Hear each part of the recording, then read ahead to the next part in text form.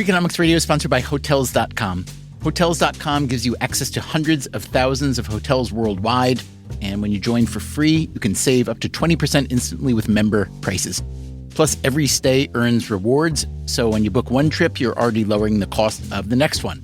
Hotels.com is simple, rewarding, and designed to help you get more out of every stay. Sign up for free and book today. Hotels.com.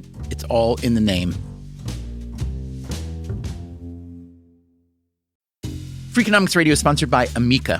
You know what they say, if you want to go fast, go alone. If you want to go far, go together. So go with Amica and get coverage from a mutual insurer that's built for their customers, one that looks after what's important to you together. Auto, home, life, and more, coverage that fits your unique needs. Amica helps you protect what matters most. Visit amica.com and get a quote today.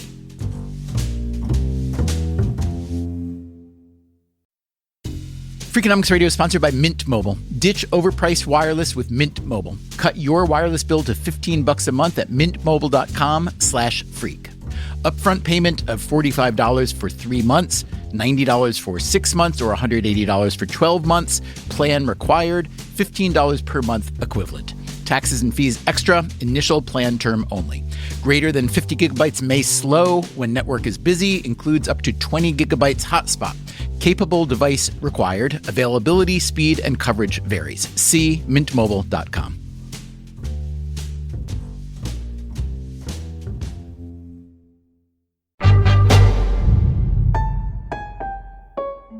Hey there, Stephen Dubner. Today, we're playing the second and final part of our series on the economics of the Macy's Thanksgiving Parade, which we first published in 2024. We have updated facts and figures where needed. As always, thanks for listening. On Thanksgiving morning, roughly 30 million people watch at least some of the Macy's Thanksgiving Day Parade on TV. For a lot of them, it wouldn't feel like Thanksgiving without the parade. In the first episode of the series, we spoke with the parade's executive producer, Will Koss. I asked him why it is so popular. His answer was pure Tevye. I'd say tradition. Tradition is at the core. It's really about having this thing, this giant thing that shows up for you every Thanksgiving morning, and it's going to be a little bit of spectacle, a little bit of kitsch, a little bit of art. It's become a moment in time for all of us to drive back to. But even our favorite traditions are not guaranteed their place in the future. The Macy's department store has been around for 167 years, and they've put on a parade for the past 101. In our previous episode, we tried to figure out how much money Macy's spends to make the parade and how much they earn from sponsorships and TV ad sales. That was one part of this story that interested us. The other part is the future of retail itself, or at least the kind of retailing represented by Macy's. They like to call the parade their annual gift to the nation, which is a nice sentiment. But there are two things you should know about that.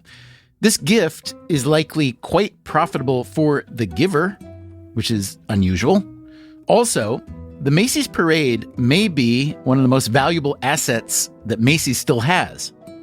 For most of the 20th century, Macy's was a retailing giant, but it's been in trouble for years. And if it were to disappear the way that Sears and Montgomery Ward and Lord & Taylor and many other department stores have disappeared, the parade would likely disappear as well. How likely is it that Macy's disappears? That's one of the questions we're asking in this episode. As of this recording, Macy's is a publicly traded company with a market capitalization of around $6 billion. That's up from around $4 billion when we first published this series. But even $6 billion is still not very much. The Target chain has a market cap of around $40 billion. Walmart, $850 billion. Macy's real estate alone is thought to be worth more than its $6 billion market cap. You could take that to mean that Macy's simply is no longer very good at being a department store, or that department stores in general are doomed. Over the years on this show, we've interviewed quite a few CEOs, and most of them were in thriving industries, biotech and software, energy and entertainment. We haven't talked much about the retail industry, but the fact is that a huge share of the global economy is a retail economy. So we thought this was a conversation worth having. Today on Freakonomics Radio, Macy's CEO Tony Spring makes his case. We are not just a retailer. We are not just a physical store. We are a celebrator of life's moments. We also hear a dissenting voice. Until it's successful, keep your mouth shut, because you create expectations that may not be realistic. And we look at another retailer who is swimming against the tide. I drove by the bookstore and I could see in the window that people were really enjoying themselves. And I thought, that's what I want. But is wanting something enough to make it happen?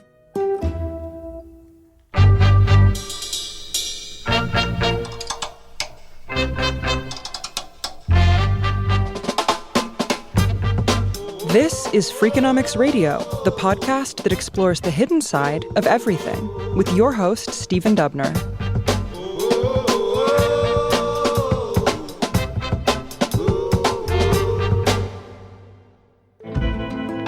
Tony Spring became CEO of Macy's in February of 2024, and he was appointed chairman of the board a couple months later. He is proud of his parade, but he recognizes that a parade isn't enough. I want to be perceived as giving this gift to the city and to the nation. I also want to do a lot of business. I'll give you an adage that one of my former colleagues at Bloomingdale said to me. We want to win an Oscar. We also want to win at the box office. So you grew up just north of New York City in Westchester County. I did. How much did you know about or go to Macy's as a kid? I certainly went to Macy's Herald Square, and it felt like an adventure. Everything was overwhelming, the oversized ceilings, the environments, the storytelling. I love this. Those old wooden escalators. And they are still there, functioning to this day. But I actually fell in love with retail working in hospitality. I worked in a Burger King restaurant when I was in high school. I remember starting that job and feeling like working with the customer was the most exciting thing, hearing the cash register ring, being able to serve consumers. But that first week on the job, all I was doing was cleaning the parking lot. After about a week, the manager pulled me aside. He said, "Do you know why you were working in the parking lot for a week?" I said, "I have no idea." He said, "Because that's the first impression that people have. And if the parking lot is dirty, they think the restaurant is dirty. They don't think the food is fresh." And that first impression mentality stuck with me all throughout my retail career. Spring went to Cornell University and studied in its world-famous hospitality school. There, he met a recruiter from Bloomingdale's, a beloved old luxury retailer in New York City. They were looking to place Cornell graduates in their executive training program. Maybe you remember the Seinfeld episode where Jerry's parents want him to quit comedy and join the Bloomingdale's executive training program. Jerry wasn't interested, but Tony Spring was, and he loved it. This was in 1987. The company was well known for of-the-moment ideas. If you remember back in the late 80s, there were these rocking flowers that came out of Asia that moved to music. Bloomingdale's, they were the ones who sold the mood rings. They sold a piece of the Berlin Wall when it came down. They had merchandise out of India and out of China before anyone else. Bloomingdale's had by then long been part of a retail conglomerate called Federated. Macy's tried to acquire Federated, but failed. Soon after, Federated entered bankruptcy. A couple years later, Macy's entered bankruptcy, at which point Federated came out of bankruptcy and acquired Macy's. Got that? Federated became the biggest department store company in the U.S., but they also knew the power of the Macy's brand, so they changed the company name to Macy's Inc. and rebranded many of their other stores as Macy's. Although not Bloomingdale's, that brand was strong enough to stand on its own. In 2015, Macy's Inc. acquired the high-end beauty retailer Bluemercury. So those are the three main brands that today make up Macy's Inc. Bluemercury, Bloomingdale's, and Macy's. For now, Tony Spring says they will remain separate, but the mix will change as Macy's itself continues to shrink. Back in 2007, there were more than 800 Macy's stores. Now there are fewer than 500, and that number is due to fall again soon by quite a lot. So Tony Spring's job is to at least stop the bleeding. He does have a positive attitude. Even though a lot of America needs to re-embrace Macy's, there's still plenty of people who are shopping at Macy's. 41 million active consumers, 5 different generations shopping at Macy's.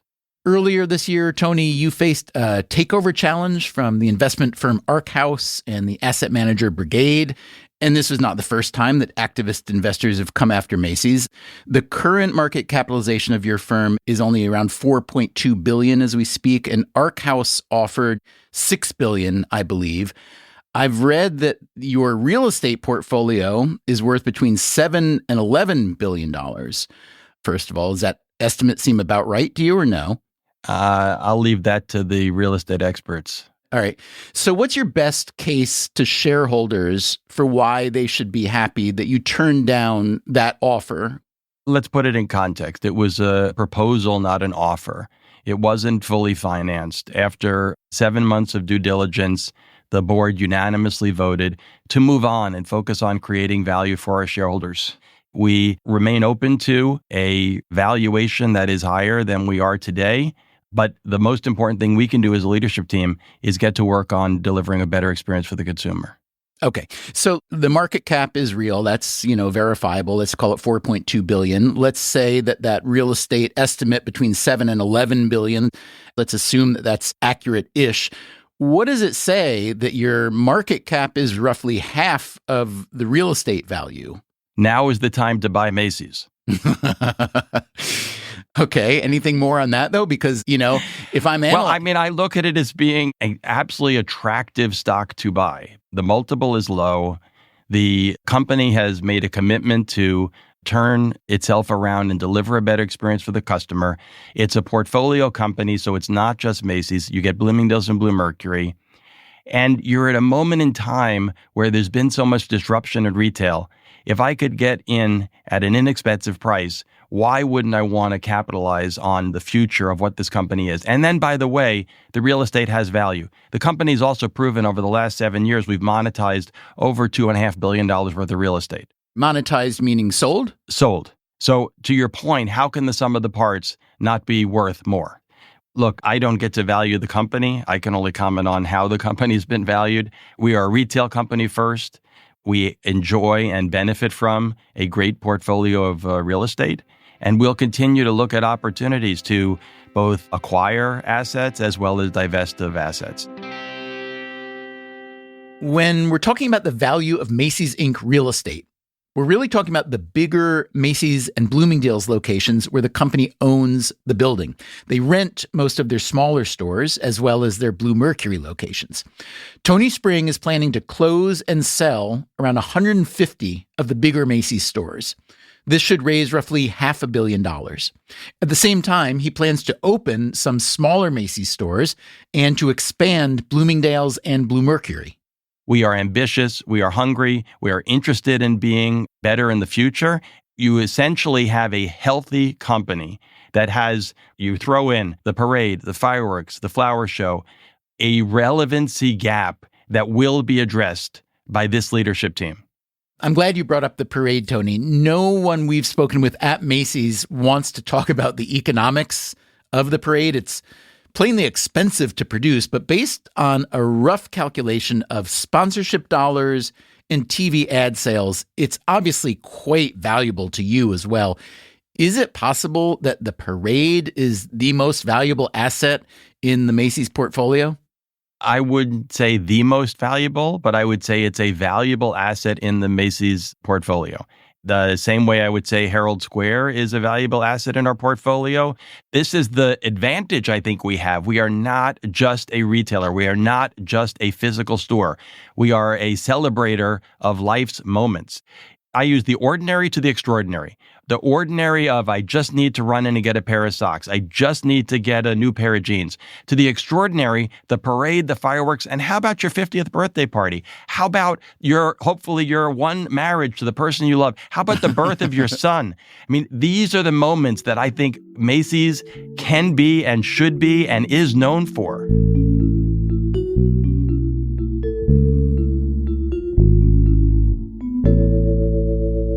And here's someone who's not quite as confident about the future of Macy's. Macy's has a hell of a challenge over the next few years to remain upright, let alone become successful as they once were. That is Mark Cohen. Markcohen. Cohen recently retired as a professor and director of retail studies at Columbia Business School. Before that, he worked for 30 years in the retail business. His first job was at Abraham and Straus, which no longer exists. His final job was as CEO of Sears Canada, which also no longer exists. I asked Cohen why the Columbia Business School even teaches retail studies. It's not the sexiest industry. It is arguably the largest. Retailing is 70 to 80% of the world's economy. There's been an enormous resurgence in interest in retailing, largely on the side of entrepreneurship.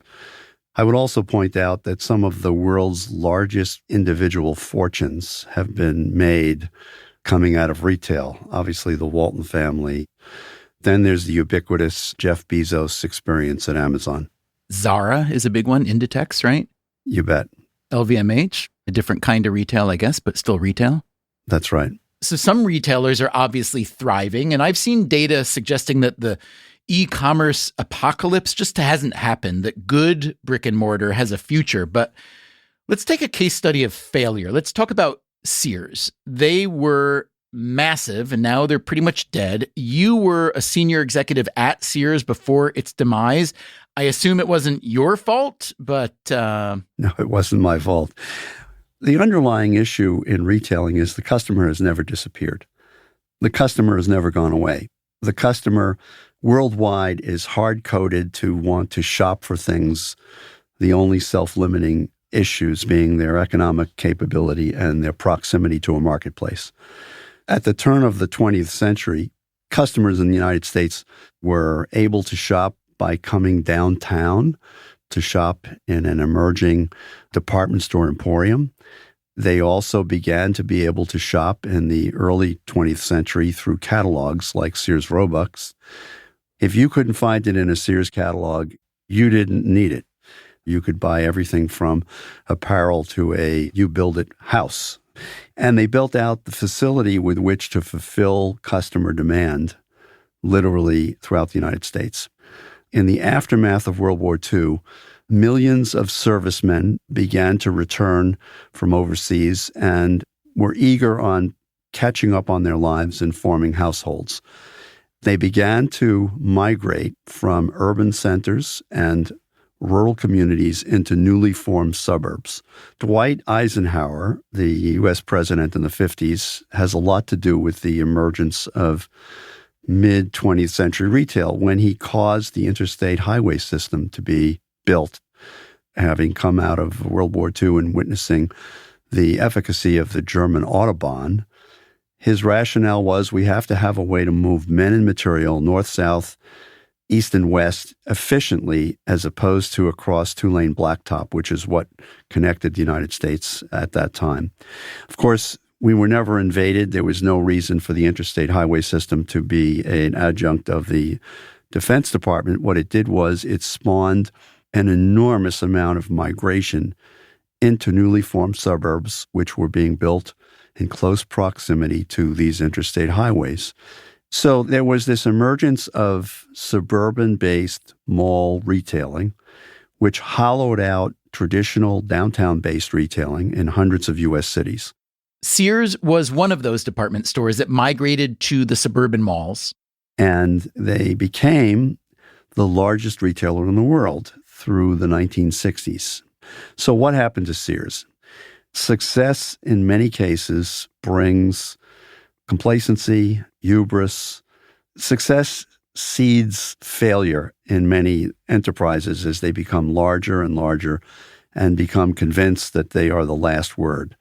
It was a very insular, inwardly facing business. In fact, when the two founders of Home Depot came to visit Sears Roebuck some years ago looking to get some financial support to launch their business, they basically got laughed out of the meeting by senior executives at Sears who looked at them as upstarts who had nothing to offer.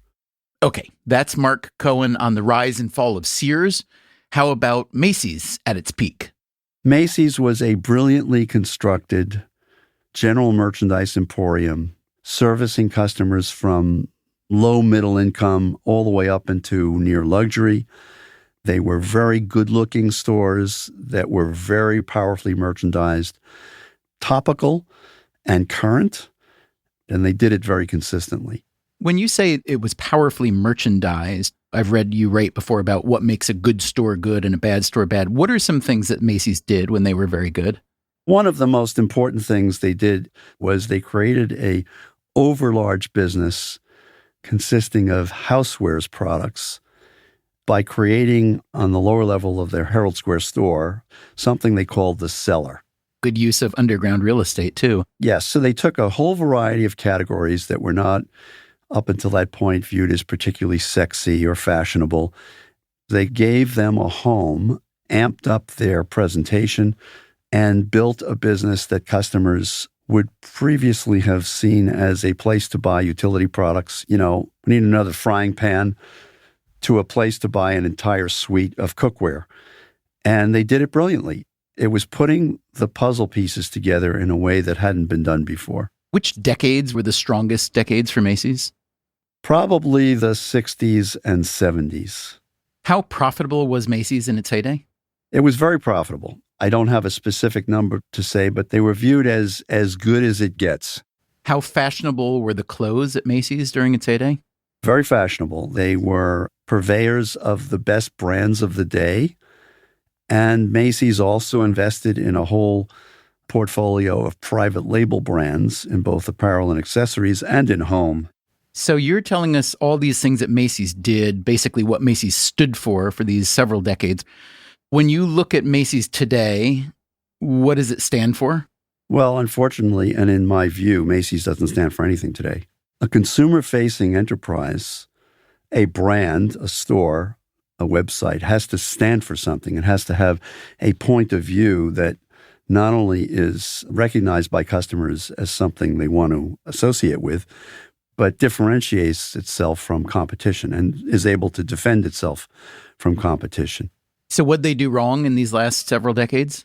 Well, Macy's began to prop up their lagging productivity, and they began to play the last man standing game. You know, buy your competition and decide that's the secret to life, because now you don't have to compete with someone head to head. They also consolidated all of their regional banners under the heading Macy's. They did this in an attempt to retain their relevance, which was under tremendous pressure because of all of these specialty store chains. And then the big box off-mall retailers started to do an enormous amount of volume. And then, of course, there's Jeff Bezos' Amazon. I'm curious, as Macy's business and reputation foundered for all these decades, what kind of brands would no longer sell to them because they don't want their stuff in a Macy's? Well, Macy's has historically abused their vendor community. And I've used that word, and some former CEOs at Federated Macy's have objected to it, but they can't object very loudly because they know damn well that I'm telling the truth. They have been historically tremendously one-sided in their behavior. Many brands grudgingly supported their merchandise being sold at Macy's because they did not have an alternative. They now have alternatives. What specifically did Macy's do to their vendors that you're calling abusive? Paying late, not marketing well? What was it? They would be pounded for best price up front, and then there would be demands made for advertising and presentation allowances, demands made for gross margin guarantees, markdown protection, exclusives.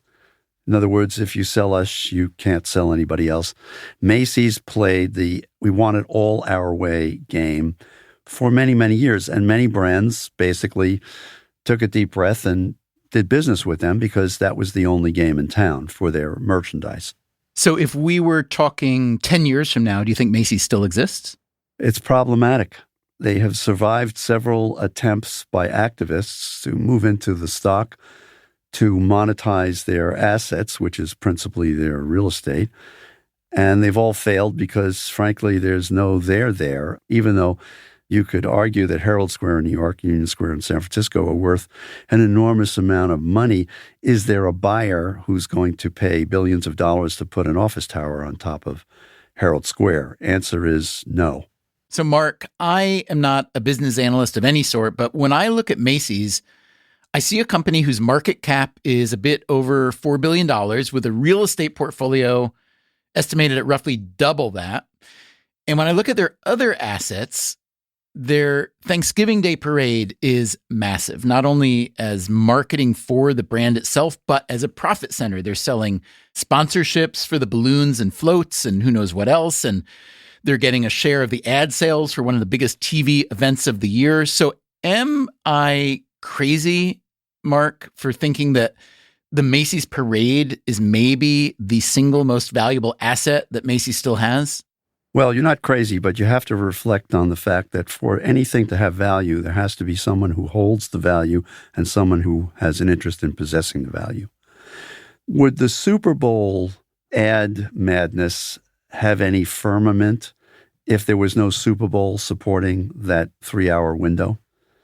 So the parade has been forever attached to Macy's as a name, and over the years it became a commercial issue unto itself. They don't tell you how much it costs to put on the parade, and they won't tell you how much they receive in return. They will never reveal it unless it was required by law. It is likely to be a substantial profit generator. Nothing gets presented during the parade that doesn't have a price tag attached. But of course, it doesn't translate these days into footsteps doing business inside the store. After the break, Tony Spring thinks he knows how to get the footsteps inside the store. I'm Stephen Dubner. This is Freakonomics Radio. We'll be right back.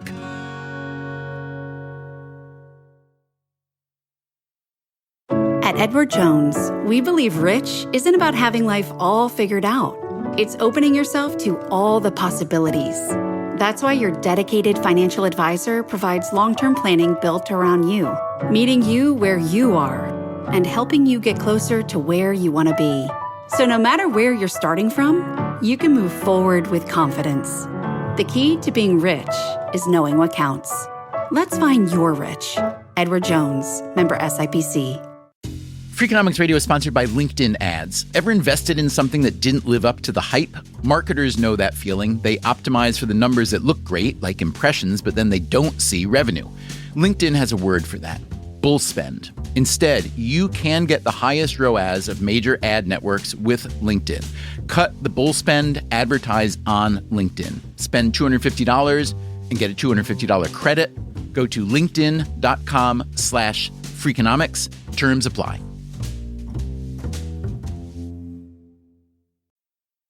Freakonomics Radio is sponsored by PNC Bank. Boring, great word, bad rep. Yet time and time again here at Freakonomics, we find that when something culture-changing happens, boring things like calculations and careful planning are usually behind it. Which begs the question, why not apply it to other aspects of life, like banking, for example? Well, PNC Bank did since its inception, proving time and again that the best banking strategy isn't the exciting type, but the steady, reliable, definitely not YOLO type. PNC Bank, brilliantly boring since 1865. Brilliantly boring since 1865 is a registered mark of the PNC Financial Services Group, Inc. PNC Bank, National Association, member FDIC.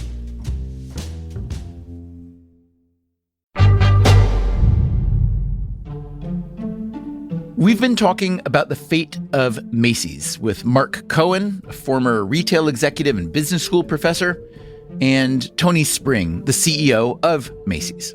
Spring spent 9 years as CEO of Bloomingdale's, a more upscale store within the Macy's portfolio. And in early 2024, he took over the mothership. Spring knows, as does the entire retail industry, that Macy's Inc. is not in great shape, so he has been asked to engineer a turnaround. He came up with a strategy called A Bold New Chapter. The strategy is made up of really strengthening the Macy's brand, and that includes divesting about 150 stores that are no longer relevant. When Spring says divesting, that means shutting down the failing stores and selling the real estate. What else is in the Bold New Chapter strategy? It's investing into the improvements within our merchandise assortment. We've revamped the entire private brand portfolio, exiting brands that were no longer relevant, introducing new brands that resonate with multi-generations of consumers. I asked for an example of this. Right now, you have this trend on young kids, boys wearing perfume, cologne. They've seen it on social media, on TikTok. And so we got to lean into that. We got to have the best assortment of perfumes and colognes for kids so that they think of Macy's as being a great destination to buy their fragrances. Okay, what else is Tony Spring working on? Improving the condition of our stores, more staffing, better visual presentation, embracing different store formats. And then at the Bloomingdale's and Bluemercury brands, it's leaning into the affluent and luxury consumer. And surrounding it is this desire to take cost that is not visible to the consumer through automation, through reducing complexity out of the business so that we can give the customer just a better experience no matter how they shop. So here's something you've said in the past. I love stores. I'm a store guy, but bad stores are bad stores. You just told me that you are planning to close a lot of stores that are no longer relevant. What makes a bad store bad? What makes an irrelevant store irrelevant? You're the last store open in the mall. The store was built in 1965 for a different time period. The store has a roof that's about 37 years old on a 30-year lifeline. The elevator doesn't work. The escalator breaks 5 times a year. The brands don't want to sell us, so it's made up of private brands and brands that don't care about their points of distribution. I'm looking at something here, Tony. It's a consumer survey with 1,200 respondents. It shows that awareness of Macy's is incredibly high, 88%. But then when you look at the other categories, Macy's popularity, usage, loyalty, Macy's buzz, those are all in the 20 to 30% range. That is an unbelievable gap. So what makes you think you can recover from that? I'm a big believer in self-awareness and ambition. You need to know who you are before you can get to what you want to be. We spent a greater part of 18 months basically saying, we're not good at this. We need to work on that. This needs to be stronger. We did our own version of that same survey, which said high level of awareness, not a strong enough level of conversion. The issue remains with us. How well do we execute our strategy? How fast do we move? How well do we communicate those changes? So there is a practice among some businesses called a pre-mortem. I don't know if you've ever heard of this. I am very fond of it.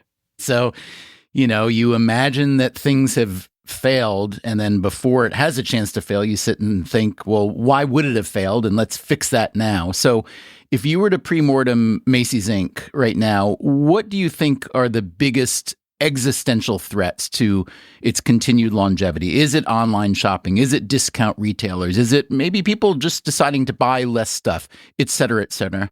I think disintermediation, the brands being able to go directly to the consumer, the brands deciding that you are not as important a point of distribution. And this comes down to being, a people business. The people that are attentive, return your phone calls, texts or emails, pay you on time, treat your brand with respect. Those are the people that are going to continue to sell you or want to sell you in the future. Name a brand partner or two that's pulled out of Macy's over the last 5 or 10 years. Nike would be one. They took an 18-month break and then decided that they needed more points of distribution, and we've built a nice business back together again. Name a couple brands that you'd like to have that you don't have yet.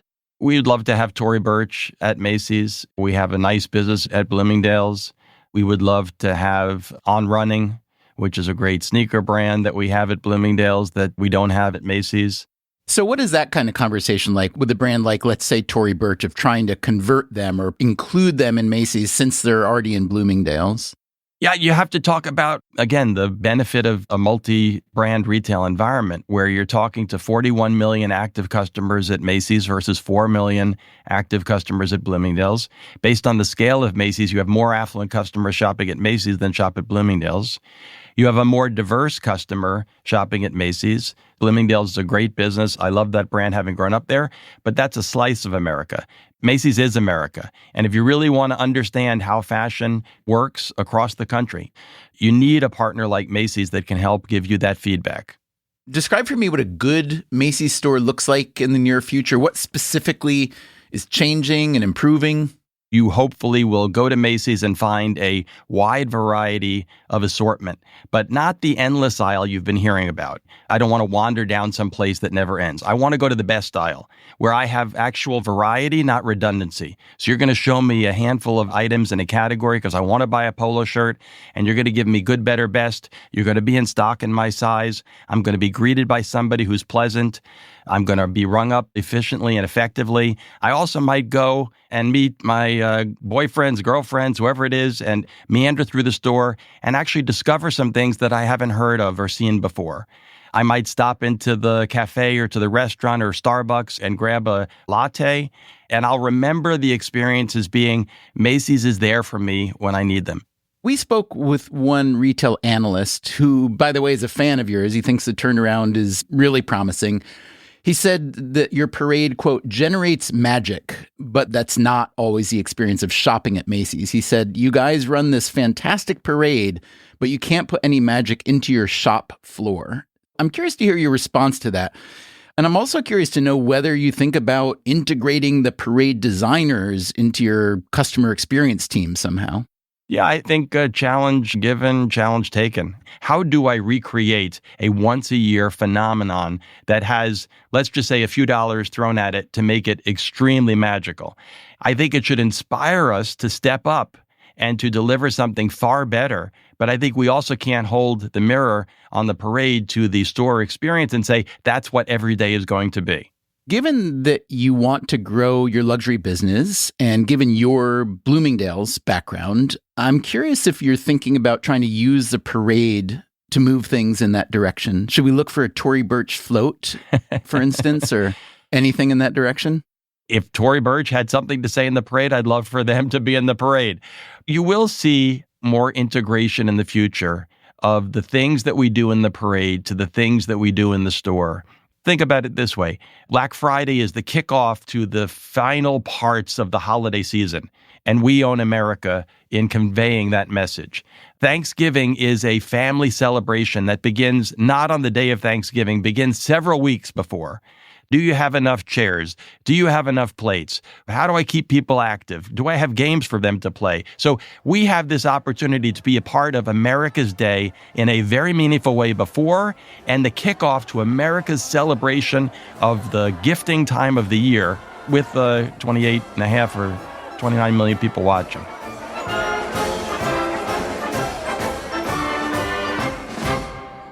By the way, Macy's does already sell some Tory Burch merchandise, like watches, fragrances, and sunglasses, but not the more expensive items like bags or shoes, which they would like to sell. So, we just heard Tony Spring's plan for a bold new chapter. Will it work? I have no idea. The bad news coming from Macy's doesn't seem to stop. Last November, Macy's revealed that an employee had intentionally hidden around $150 million in delivery expenses over the previous few years. This news forced a delay of the company's quarterly earnings report. That is bad. While the retail industry may not be as technically complicated as a lot of the industries we're used to talking about on this show, like healthcare or artificial intelligence, it is plenty complicated in its own way. This makes it hard for any outsider to predict whether Tony Spring will be successful. So we went back to an insider, Mark Cohen, the former retail executive and business school professor, to ask what he thinks of the bold new chapter strategy. Well, I'm generally speaking hostile to sloganeering. And Macy's has been guilty of sloganeering for well over a decade. They were invested in the magic of Macy's, which basically there was no magic to Macy's. The most recent CEO was all invested in something called a Polaris strategy, which, not to be crude, was more bullshit than real. There's no there behind what Tony Spring has been able or willing to describe. His general description of improvements in terms of making the assortments more relevant to consumers, that's kind of like motherhood and apple pie. I don't decry him for saying those words, but at the end of the day, I'm from the school that says, come up with the idea, put the idea in place, measure its success v. failure, And once it's successful, start talking about it. But until it's successful, keep your mouth shut because you create expectations that may not be realistic. When's the last time you were in a Macy's? A few months ago, I passed through Herald Square whenever I'm in Midtown. And sometime before that, I hit a bunch of their suburban branches in Metro New York. When I'm asked to comment about someone's success or failure, I try to be at least up to date in the observations that I make. So what did those Macy's stores look like to you? They look terrible. I'm told that Tony Spring has begun a process of cleaning up their act. I don't know him, but I know him by way of background. He did a marvelous job of ensuring that Bloomingdale's was a pristine, up-to-date, well-presented store. And so I'm told there has begun a process of improvement that's visible. This literally means turning the stores into something far more clean, neat, and friendly than they had become under prior regimes. Okay, so the clean, neat, and friendly I get, but you're also talking about the lack of good assortment, the lack of stuff that people want. What do they need to do there? Well, you have to start with clean, neat, and friendly, and then you have to fill the store with merchandise customers really want to buy. How hard can that be to figure out? That is the codex of retailing. That is enormously difficult to do. It takes years and years and years to build a team of people who can create assortments, which, by the way, have to be created, recreated, represented almost every day, especially today when the customer's loyalty can't be counted upon. If you please a customer today, they may very well come back. If you piss them off today, they may never come back. After the break, we talk to a very different kind of retailer who seems to have the loyal customer thing all worked out. It's gorgeous inside. The building itself is so cool. I hate change, but I think some of the stuff he's doing is good.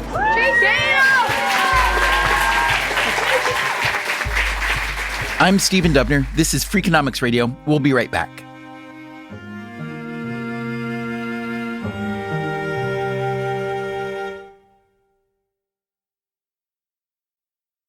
Freakonomics Radio is sponsored by Figure. Did you know that 40% of homeowners own their home outright?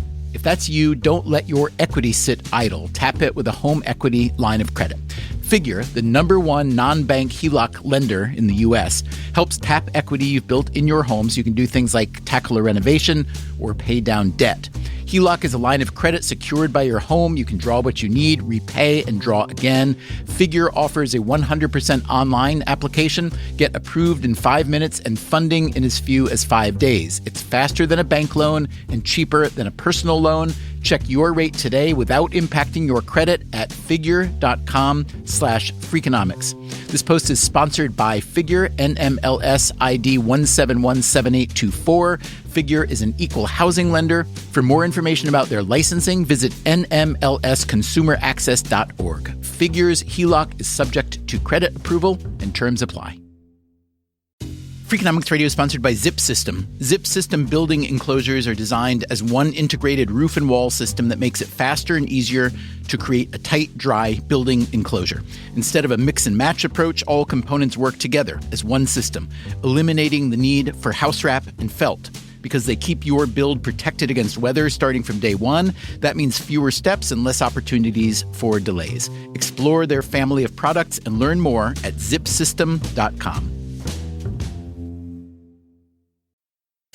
Freakonomics Radio is sponsored by Dell Technologies. When you're at work, you never know when you'll be interrupted. But with the Dell Pro powered by Intel Core Ultra with vPro, no matter what distracts you, your laptop won't. It's battery optimized for the way you work with built-in intelligence that quiets distractions when you need to focus. Your laptop will help keep you locked in even when it's bring your dog to work day. Built for those who stay in the flow, the Dell Pro, built for you. Dell.com/Dell-Pro.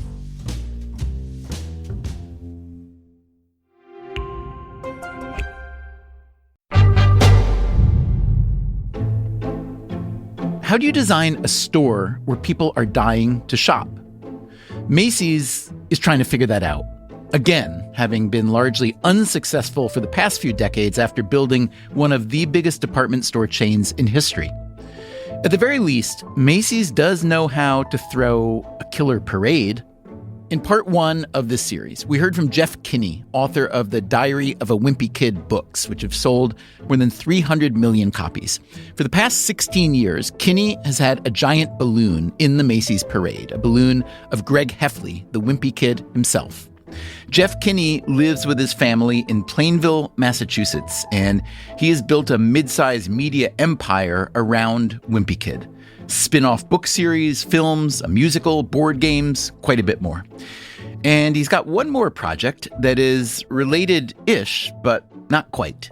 We have a bookstore in the center of town, which is called An Unlikely Story, which has been in business for about 9 years. If I were to come visit your bookstore, how much Wimpy Kid do I see there? You'd see very little Wimpy Kid at the bookstore. We've got a statue of Greg on the main floor, but mostly it's a general bookstore. You've probably never heard of Plainville. Only about 10,000 people live there. I moved up to Massachusetts in 1995. My wife and I picked Plainville by creating a Venn diagram of 3 locations: Boston Logan Airport, T.F. Green Airport in Providence, and then my wife's parents live in Worcester. And right at the intersection of those 3 places is this little town called Plainville. Plainville is about an hour's drive to Boston, half an hour to Providence, Rhode Island, and 15 minutes to Foxborough, Mass., where the New England Patriots of the NFL play their home games. So what led Jeff Kinney to build this big bookstore here? We started creating it about 12 years ago on the site of an old market called Falk's Market, which had been built in, I think, 1853, before Lincoln became president. It was a beloved market that everyone had at the center of their lives for decades and decades. It had been abandoned for about 17 years. So once Wimpy Kid took off, we bought the building, took it down, and created a bookstore. Why did you want to do that? You already had a very going concern with your property that had all these other tentacles. Why did you want to commit to a big physical property like a bookstore? You were probably doing this at the time when independent bookstores were closing at the rate of, I don't know, 1 a week or something. So what gave you this impulse? A lot of people were really embarrassed by the derelict building in the middle of our town. We just wanted to build a building that the town could feel proud of. So my goal was just to create a nice building and put the word Plainville on the side. We didn't give any thought to what was going to be inside. At a certain point, I was really legitimately thinking about just making it a basketball court inside because I figured we could save a lot of money if it was just hollow. It's been described to me from other people who are not you that your bookstore is an absurdly successful stop on the book tour circuit, that every author worth anything wants to come to your bookstore and do an event, and does, in fact. How did that happen? Well, that's music to my ears. First of all, we created a really architecturally special place. As a touring author, I've seen hundreds of bookstores all over the world. So we really tried to capture the essence of what makes a bookstore feel homey and special and magical. We used lots of old materials to make it feel like it was really lived in. It doesn't hurt that we're on the route between Providence and Boston. If we're in the middle of Iowa or something like that, it would be a lot harder for authors to reach us. Is the bookstore profitable? The bookstore is not profitable. We lose quite a bit of money each year in the 6 figures. There are lots of different reasons for that. We do try to pay fairly, but we also, we give a lot of our employees health care, things like that. So you move to this town, you're raising your kids there, you've got your Wimpy Kid property growing and developing, and it sounds like a very happy, productive place for you to live. Then you decide to open a bookstore, which I don't know if you have a financial advisor. I'm guessing they would have advised you against that.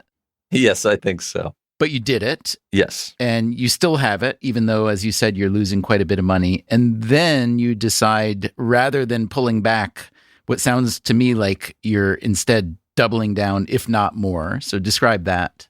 Yes, we are redeveloping the whole downtown center, which is about 4 city blocks. This is an ambitious plan, maybe a foolish plan, but also really an exciting plan. Downtown Plainville has been depressed for years. Tell me a little bit about the history of the town. Like a lot of the Northeast and New England, I'm guessing there was a kind of industrial or manufacturing or commercial heyday that is long in the rearview mirror. All these towns and small cities are trying to either hang on or reinvent themselves. Where does Plainville fall in that? Plainville was built around a jewelry industry. One of the companies was called Whiting and Davis. It employed thousands of people. And what they're most known for was creating the chainmail dress that Tina Turner wore in Mad Max Thunderdome. But yeah, now the center of town is sort of hollowed out. And in fact, a factory building that stood there for at least 80 years, we're about to take it down in about 2 days and create something new.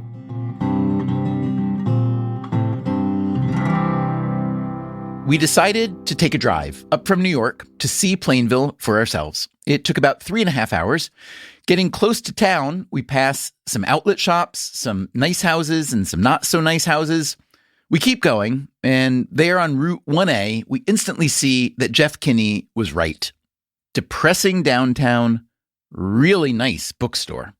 The contrast is stark. I could imagine an author driving into town on a book tour thinking, I'm going to kill the publicist who sent me here. There aren't a lot of buildings. Most of them are run down, tired. And then you come upon an unlikely story. I finally get the name. And it looks more like the ideal of a New England bookstore, like something that only Hollywood writers would dare imagine. The building is, like Kinney said, architecturally special. It's 3 stories, built in a style he calls Federal Wharf, muscular and proud, like something you'd see in a wealthy port town like Boston or Portland. It's late Saturday morning when we arrive, and inside the store is already crowded. All ages, busy cash registers, a humming cafe.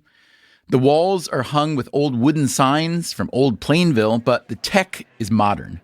Nice lighting, helpful employees everywhere, even nice bathrooms. If it weren't for the books, you'd be surprised it's a bookstore. On the day we visited, Kinney was hosting a presentation called Plainville Center, Past and Present. He wanted to show his renovation plan to the community. Thank you so much for coming today. He was nervous beforehand. Kinney knows he is a very big fish in this small pond, and because he is an unusually considerate person, he's worried that his plan will upset some of the old-timers. I asked him if he had to buy out the other business operators in town and how complicated that was. We did buy out the other operators, but I wouldn't put it that way because it sounds like a little bit of a hostile action. We floated the balloon with each of these property holders and said, hey, tell us if you're ever ready to move on. And in fact, the owner-operators of the tool factory that was across the street, they were just ready to retire. So how many people here actually shopped at Falk's Market? Okay, great. As soon as people started walking in, I said, okay, everybody here knows much more about Plainville's history than I do. As it turned out, Kinney didn't need to worry. The presentation was well attended, and it went over well, too. Kinney showed some images of what a new Plainville Square would look like, and the town historian, Christine Moore, showed some images of the before times, the better times. The crowd was older, not surprisingly. There was very little dissent and a lot of reminiscing and trying to refresh the memory. Whose grandfather ran which hardware store and which factory closed down when? And you remember that milkshake you could only get at such and such drugstore?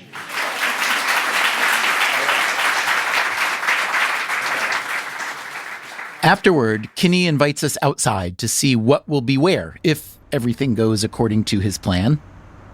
We are at the intersection of Bacon Street and 1A in Plainville, Massachusetts, and this is where Plainville Square is going to come to life.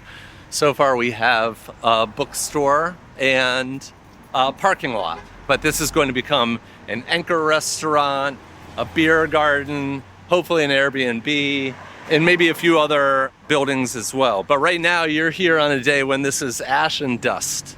You know, we just took down 7 buildings, So if you had been out of town for the weekend, you might feel like the town you grew up in has been flattened by a hurricane.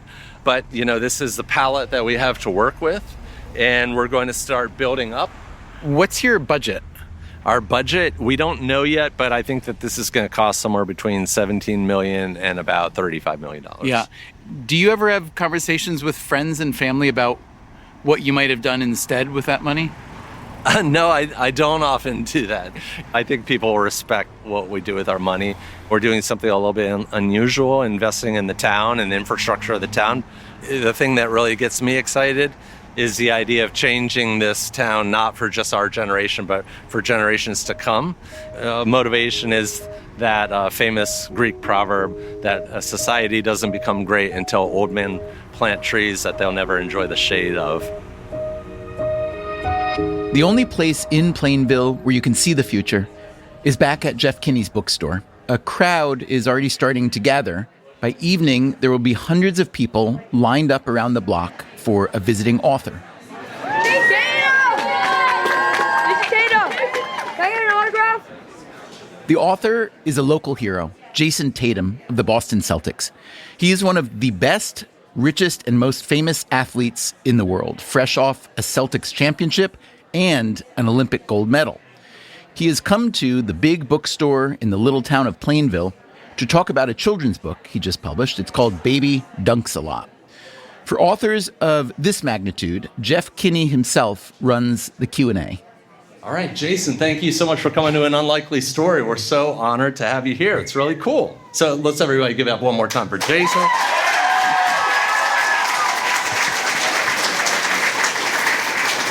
So you've done lots of different events before, Q&As and things like that, but have you ever done something like this as an author? This is a first for me. I played basketball in front of thousands people, but I'm honestly a little nervous to be up here. Wait a second, you also play basketball? Did not know. All right, this is cool. We're off to a good start. But the Q&A was a big success. Tatum had pre-signed hundreds of books, so he didn't stick around long afterward, but the store stayed open late and the crowd kept shopping. We wanted to know what they thought of Jason Tatum, of the store, and of their other local hero, Jeff Kinney. We spoke with Benjamin McCucci. Jason Tatum is my basketball hero. I want to be in the NBA and be just like him, and, getting to see him and Jeff Kinney at the same time, and Jeff Kinney's my favorite author, is just amazing for me. We heard from Izzy Gaudette. We just did a loop through the bottom, and it's got so much, from books to non-books.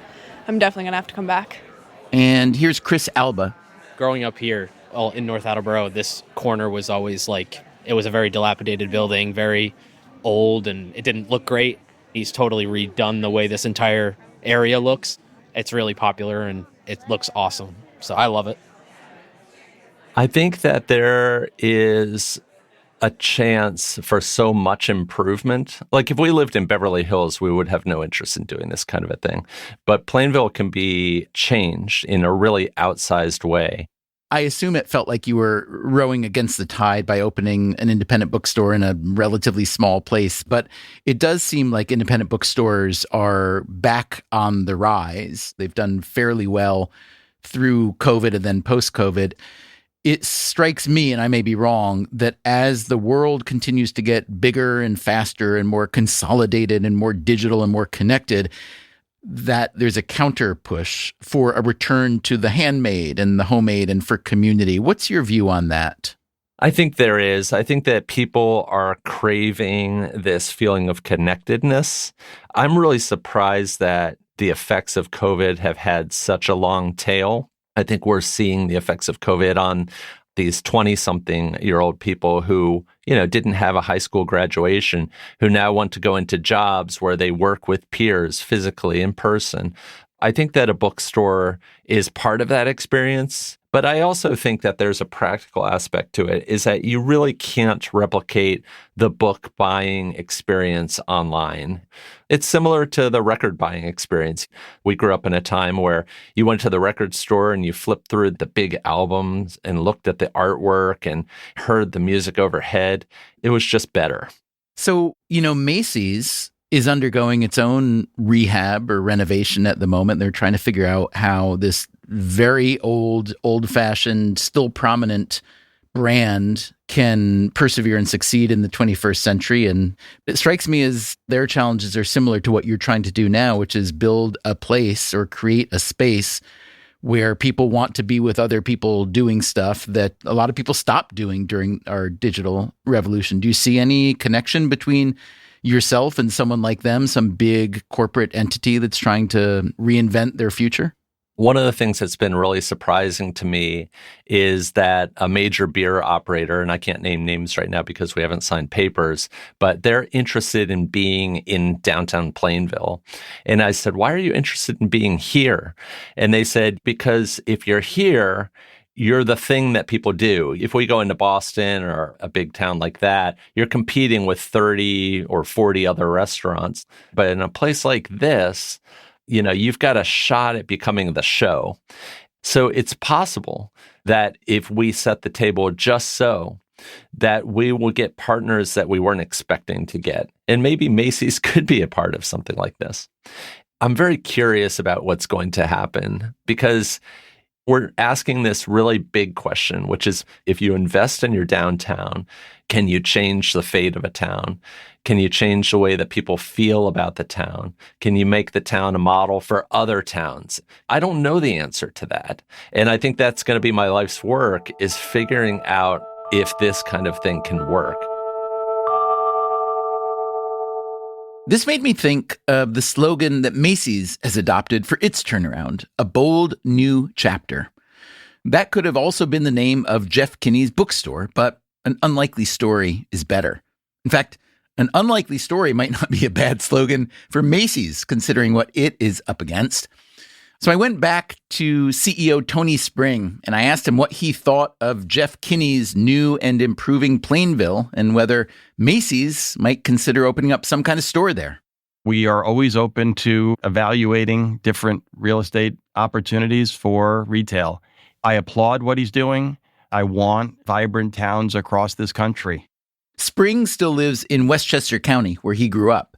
Westchester has some of the nicest, leafiest suburbs in America, with small town main streets and high median incomes. My town, we probably have more banks and restaurants than anything else, nail salons.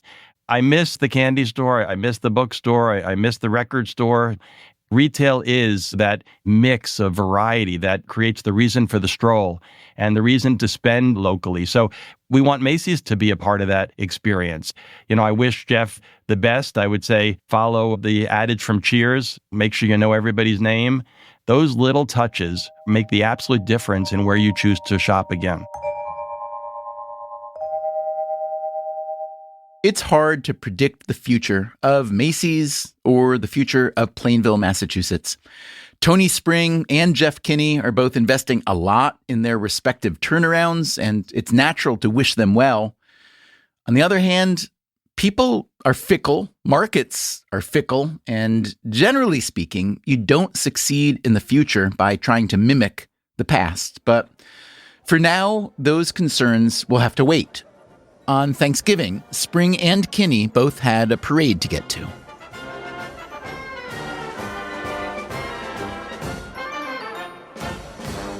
I'll be with my wife. I don't think my kids will come because they'll probably be cooking Thanksgiving, and maybe a brother-in-law or sister-in-law or two, and the Macy's leadership family, and hopefully some customers and colleagues will sit in the grandstand like many others, and will enjoy the parade as it hits 34th Street. There's something really hypnotic about seeing one of those giant helium balloons move between the buildings. It's the outsizedness, which is so exciting. It's really cool when you see a giant Papa Smurf go by somebody's window, or Clifford the Big Red Dog, and you see the scale of the thing. What do you think the parade represents? It's this weirdly old-fashioned, traditional event that, in a world of much more dazzling modes of entertainment, draws 30 million people a year on TV, which is astonishing to me. So what does it feel like to be an essential component of that? it feels like legitimacy to me. It feels like you're making a statement about your brand, that you're not just wishing and hoping, that you're a part of this. It's like a theory or a thesis that you're saying, I think we belong here. And then after a certain amount of time, you say, you know what, we do belong here. This is right. Do you interact with other property creators or representatives at the parade? I've become friends with Jeannie Schultz, the widow of Charles Schultz, and it's a small club, so it's pretty cool to be a part of that club. In a battle of balloons, would Greg or Snoopy win? I'm going to switch the question to be the Muppets. The first year, Diary of a Wimpy Kid, Greg Heffley was right behind Kermit the Frog. And you think he could have taken him? Well, I was staring down the backside of a frog, and I said, that feels about right to me, you know. We asked Jeff Kinney for an update on his Plainville redevelopment project. He said the construction site we visited last year now has a built-out beer garden with plans to open in the spring. And how is Macy's itself doing? Tony Spring closed 64 Macy's locations this year, and he announced an uptick in earnings in all three brands, Macy's, Bloomingdale's, and Bluemercury. Mark Cohen says we will just have to wait to see if that turns out to be a dead cat bounce, as Wall Street skeptics like to call it, or maybe something more. My thanks to everyone who spoke with us for these episodes. Coming up next time on the show. Ultimately, his accounts were reduced to nothing, and then he had nothing in the bank. Handel was a public composer. He wasn't composing really for the church. He was really performing. I've done all these 120 performances or something, and every one of them is different depending on where you are and who you've got. George Friedrich Handel's Messiah is iconic and hugely popular and beautiful. How did it come to exist, and how has it lasted? That's next time on the show. Until then, take care of yourself, and if you can, someone else too. Freakonomics Radio is produced by Stitcher and Renbud Radio. You can find our entire archive on any podcast app, also at Freakonomics.com, where we publish transcripts and show notes. This episode was produced by Alina Kuhlman and edited by Ellen Frankman. It was mixed by Jasmine Klinger with help from Eleanor Osborne. We had recording help from George Hicks and research help from Daniel Moritz-Rabson. The Freakonomics Radio Network staff also includes Augusta Chapman, Dalvin Abuaji, Elsa Hernandez, Gabriel Roth, Greg Rippin, Ilaria Montenacourt, Jeremy Johnston, Morgan Levy, Sarah Lilly, Teo Jacobs, and Zach Lipinski. Our theme song is Mr. Fortune by the Hitchhikers, and our composer is Luis Guerra. We used to be Slacksville for a time, I think unofficially, and so Plainville seemed like a giant upgrade. The Freakonomics Radio Network, the hidden side of everything. Stitcher.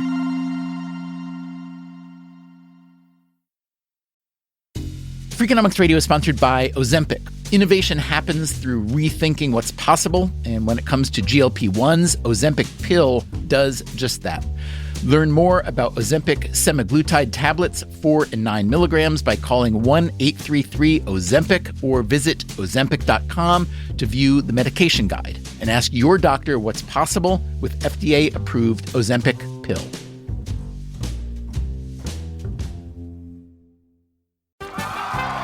Welcome back to Should I See a Doctor?